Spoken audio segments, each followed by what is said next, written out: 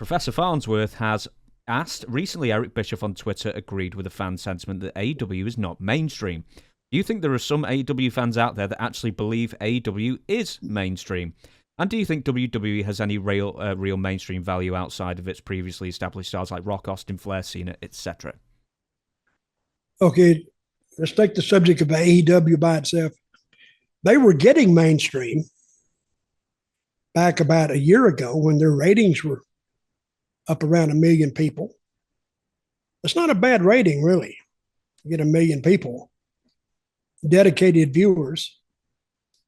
But they were getting to be mainstream, and then all of a sudden, the tire came off the wheel, and it started careening down the road, and it was out of control. So even the people trying to behind the wheel didn't know where it was going.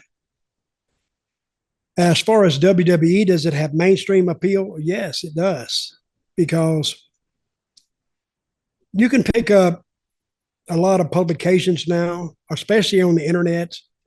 If you show any inclination at all that you follow wrestling, that algorithm is going to send you that stuff. And it's more and more and more and more. So if anything happens in the wrestling world that they think you might be interested in, they're going to make sure you get that piece of information. With The Rock going as mainstream as he is, I think he's the hottest actor in Hollywood. John Cena's doing really, really well. Batista's doing good.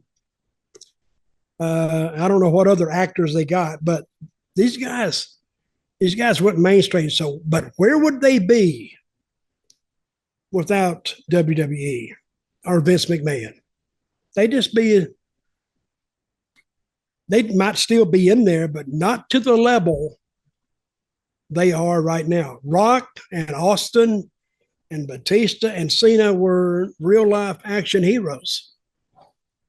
You know, when you start selling those action figures of these guys, that means they're pretty well over. And they're not making them for their health. They're making them to make money. So I guess they made a ton of money every Christmas with them, and they put out new ones every year. So, but I think WWE is probably 3 times, 4 times has the mainstream value more than AEW has right now. I would argue, so none of my friends watch wrestling, have any interest in wrestling whatsoever. None of them. And if I mentioned Roman Reigns to them, they wouldn't have any idea who he was. What's wrong with them? I'll tell you what. Bastages. They know. I'll tell you what. They'll know Hulk Hogan. They'll know like The Rock or some famous, and they'll know the Bushwhackers, and that's it. Okay, but they do know that wrestling exists. They'll still call it the WWF. Well, they should catch up. You should educate your friends a little bit. Or the next time they come there and act stupid, just reach across and just open hand slap them. Just to get their attention. Well, the point I'm making is that I think the first time in WWE history since it was national or international, Roman Reigns isn't as big a star outside of wrestling than John Cena was. And I don't think people who have no interest in wrestling would know who Roman Reigns was, but would know who John Cena was. And that's because of Hollywood. Yes?